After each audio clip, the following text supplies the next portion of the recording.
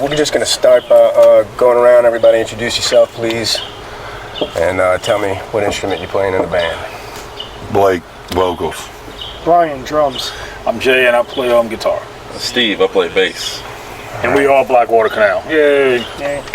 Welcome to Blackwater Canal, yo. Hey, you're right. I had spoken with you, Blake. You said your influence was Sabbath, Crowbar, Pentagram, I Hate God. A lot of local bands in there, and we were listening to some of the tracks that are about to drop on your new album earlier, and I think we both kind of pointed out that it's got a definite southern drawl, a southern groove to it, something that is born in this area. What would you say, I guess, inspired you to remain in the same vein or genre as some of the people that influenced you? He was dying. He wasn't around anymore. And he was always in here and all my friends' heads, but the old Fat City, the old sound, it was gone. Yeah. And, you know, getting together with these guys, they still had the same vision as that I did, is we got to form something to bring that back. Yeah. To what it used to be. I think it's more about being fucking old. Speak for yourself, I'm old, man. You know, I grew up listening to jam with everybody. You know, me and Benny and Kirk, we all grew up together. You know, and that's just kind of how it was. We all write the same kind of, I guess, vein of music. You know, so sure, it was cool to get the lineup finally, you know, solidified where we are now, where it seems like everything makes sense. You know, and it's kind of moving in the right direction. Hopefully. Yeah. Well, like he chose I Hate God and Crowbar as two of his influences. Of basically two of the very few that are left carrying the torch today. Yeah. You know? Yeah. So to I guess to continue on. The whole new that genre. Still making records, still touring. It's a preservation effort. Yeah, definitely. All right. Jay, I wanted to bring it up so that everybody knew you were the creator of House of Shock. Went on. One of them for sure. Okay. How long did that go on for? We did it for 25 years. Yeah. That was a famous, I will say, haunted house. It was fun for a while, West Bay. and just like everything else, you know, it just became too much work and not enough fun anymore. So we had a chance to sell it, so we just kind of bailed out of it. And it's still going on. They're still kicking ass over there. It's called New Orleans Nightmares, and they're doing well, you know. So it was fun, you know. When we started it, me and Philip and Ross, and my buddy Steve J, you know, we just kind of did it just as a party, you know. It was never meant to be anything. You know, no more than a chance for us to get loaded and wear makeup and act satanic and be stupid. Right. And we obviously did that, you know. So I mean, yeah, we accomplished something, I guess, in life. And then it's, you know, everything else becomes, like everything you do, you know, it becomes bigger and bigger and more of a pain in the ass and more like work and more like, do I really want to go do this shit tomorrow, you know? And I think it's had 25 years, that's what it became. That's how we bailed out of it. You were able to integrate live music into the acts. Absolutely. We were a festival, you know. We had, every 20 minutes we had bands, a freak show, a pyro show, some kind of suspension going on. I mean, we were just fortunate to have the friends we had that allowed us to do this, you know, because they would do it for free. They would come do the suspension shit, put hooks in their back and hang by chains and like for fucking free. You know, most of the bands would come play for free. Just have a venue to do something and for us to be different. So that was really cool, you know, on that end. And that I think that's what set that place apart. And that's what, you know, we're trying to, you know, like Blake was saying with the scene, you know, there's nobody trying to set anything. Everybody just fall into the same old genre of daily shit that everybody hears, everybody does. Yeah. So it's kind of for us going back in time, you know, instead of forward, I guess. So we're just trying to play shit that we all like, you know, and that's that's unfortunately what it is. Unfortunate, whatever you want to look at it, it's that kind of music. Sure. And I want to make the distinction too. I kind of feel like people walk a fine line between carrying on the torch in a specific genre and imitating the next person. You can remake a song as long as you do it in your own style, it's respected. But if you remake the song exactly as the person who first sang it, then you're not really bringing anything to the table. So I mean, it's not easy what you all do to be respected and do it well, to bring something new to the table, but also remain in that vein, that genre. But all of us, you know, me and Kirk, our cover band used to play together when we were kids. Mm-hmm. Me and Vinny, same thing, you know, mixed order. We all, you know, played together. So it's not like, you know, it's something new. It's just how we write. I mean, it's just, so it's just time that maybe my writing comes out, I guess, for once. I don't know. I just think, it is what it is. It's a New Orleans sound. We all have this feel to it, I feel. Nobody else in the country has, and that's why the New Orleans bands, just very unique in a way. They kind of more like rhythmic than a lot of all the heavy bands you hear. It's got some melody, it's got some groove to it. I mean, groove is the biggest thing. I found it all in the New Orleans bands, from Exhorter to Crowbar, I Hate God. Blues. It's a lot of blues and Soul and Green, everything has groove, and you can be heavy, you can be a fucking ballet performer. It's got to have something memorable, some kind of groove that you listen to it and you go, wow, okay, I can move to tap into that, right? Tap into that jam, and okay, wow, you hear it and you go, that's killer. Yeah. I think that's one thing that New Orleans bands definitely have in abundance. All of them have just amazing groove. Yeah. And like you said, you grew up doing this. It's probably something, I would say it's definitely something that you can't just move into the neighborhood and start you feel it or you don't. Mocking or trying to imitate, you feel it or you don't. Exactly. If you were born here, it just kind of comes out of you. Now you were talking about previous bands. You were in Graveyard Rodeo and Christ Inversion. Yeah, I did a thing called Sinkhole, a thing called Hate in the old days.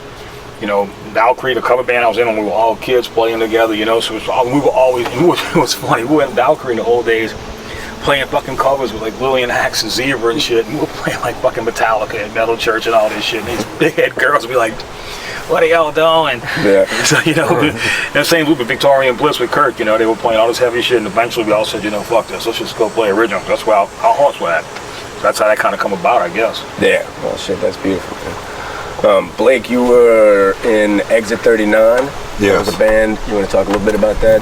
Exit 39, it was original band doing the same stuff that we're doing now. And sorry about that. Just in time, place, playing festivals, Milwaukee Metal Fest, playing Sun and Steel Metal Fest with bands up and coming like Black Dahlia Murders and guys like that weren't even signed at the time. And when the time came for the deal and all this kind of stuff, we all had kids at the time and we all backed out, and that's a regret I've had for my whole life. Really? Which won't happen again. Yeah. You got to be ready when it come calling. You got to be ready when it come calling. Kids are older now. Yeah. Self-sufficient. Go back to doing stuff for yourself. Go back to do what I fucking love to do. Yeah, that's awesome, man. Where was Southern Steel Fest? I was in Tampa, Florida. It was put on out there. It had Obituary, Ice-T and Body Count, Deicide, all those guys we were playing with. Even Trivium was out there before they were even signed at the time. We got to meet all those guys and played, and it was set. We were ready to go, and didn't happen. Watch this, kids. That's not the first time I've heard it, man. Y'all chose, and I wanted to give him a shout out and mention him, Dwayne over at OCD Recording for your upcoming album. 1,000%. Yeah. Somebody talk a little bit about what they noticed about Dwayne, because I definitely wanted to give him a shout out. Very personal. Big things. Very personal. Yeah. He hears shit and sees shit that you don't hear. I mean, he's in there hitting buttons telling us, you heard that? Hell no, we didn't hear that. But he hears it. Yeah. And then when the magic he arranges, now you hear it. There wasn't a hush, be quiet, I don't know. He was all into what we were doing. He was into it 100%. And he made us feel family at home. We knew he was the right guy. He wasn't going to give us a product that he wouldn't be proud to put his name, behind. We sat there and made sure every little thing was right. Y'all had, you said 5 songs? 5, yeah. And in 2 days, he had it all ready to go. 2.5 days, man. We did pretty much all the tracks, mixing. I mean, there's some things obviously could have been better, but I mean, man, for a weekend project for 5 songs, Dwayne's, the biggest thing about people like Dwayne is, just anytime you go into the studio, have somebody like him that's so knowledgeable and knows how to use that gear so well.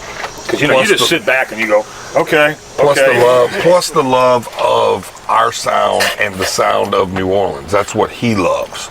Yeah. So it's comfortable for him to do what he's doing. We had Benny from Exhorter produced it with us, in the studio every day with us, helping us out, giving us tips, giving us direction, and things on sound and just performances. So it was really just easy choice, you know. It went perfect. Were you saying that that's a first, Vinny? Yes. I think his first thing is, he's trying to get into that. He has such a great ear for, you know, music and just sound. Yeah. So we're the lucky band that gets Vinny LaBella as a producer on a record. But I mean, Dwayne being right there and coming from a position of having worked with Crowbar and a few other local bands that he's projecting that sound too because he was born here as well. You know. Oh yeah. Correct. I think that's Dwayne's incredible. No pun intended. Yeah. None taken. Right. Anybody else want to add anything? I had talked to you earlier, and you were talking about working with a band out of town and driving to Mississippi. Man. Well, I'm born and raised in Metairie. Then I moved over North Shore, and then for some reason I decided to play in some bands on the Gulf Coast, Biloxi area. And then met some cats and played in some New Orleans bands that kind of sniffed me out over there. Figured out I wasn't from around there, and kind of brought me towards this area to play some music. And went off to Baton Rouge, did some stuff, did some tours, and now I'm back. I guess I call it home. Yeah. You know, we're on the North Shore, but all these guys were all from Metairie or from the South Shore. Oh yeah, we're all posted up in the South anyway. And then we all live back over here on the North Shore, so 30-minute drive to practice. You know, we all live close. Mm-hmm. And dude, 3 days rehearsing with us in the studio and nailed it. I mean, just unbelievable. I've been playing music since 4th grade. Unbelievable. Man, so I just got an incredible ear for stuff, and I give credit to playing with I don't want to call them old guys, but you know, seasoned musicians. You know, people who've been around the block, know what they're doing. You know, I had no choice but to speed up my game and either shit or get off the pot with these kind of guys. That's so, you know, you could be playing with a bunch of kids your age. You know, when I was young, starting out 17, 18, you know, everybody's standing at the dick in the hand, don't know what they're doing. Right. You know, you're creating a bunch of garbage. Yeah. Me, I was playing with a bunch of, you know, I guess you would call them seasoned musicians, and I guess I learned a little ear and skill and, you know, a little drive to be better musicians. You know, you bring up a good point because it's as if the genre's being led by the people that were here in the beginning. I mean, that's appropriate in my eyes, you know, but I felt like I've been taken under the wing by a lot of people. I've learned a lot of stuff. Sets the bar kind of high, though, is what I'm saying, you know. I'll be 30 in a couple months, so I'm not young, but I'm not old, but you know, I'm kind of in the middle, but I'll be one of those guys, one day, you know, teaching a young buck the ropes and keeping it going. Yeah. Well, that's cool. What is the drop date and title for your upcoming project? It's going to be July 15th. We're going to be doing a show at the Hideaway Bar in Mandeville, and it's called Force Fed Lies. Force Fed Lies, and that's going to be like a CD release party? Yes. Okay. That's going to be with Thornprick and Grissnom. That's what I was going to ask. Okay, y'all played with Grissnom before? Correct. They were most of the guys were formerly in Harp. Okay. And so, yeah, that's going to be the day, bro. That front man is a beast. Yeah, Sean's an animal, man. Yeah, he looks like he straight Chalmation. Yeah, straight Chalmation, baby. I got to talk to him that night when I saw y'all play it last time at the Hideaway, and just a gracious, nicest fella you ever gonna meet. But you could tell, you know, Ramathorn, whatever you want to call him, that dude's head first through everything. He's a good guy. Yes, 100%. That's cool. All right, man. Unless anybody else has got anything else to add, I think we good. We good, bro. All right.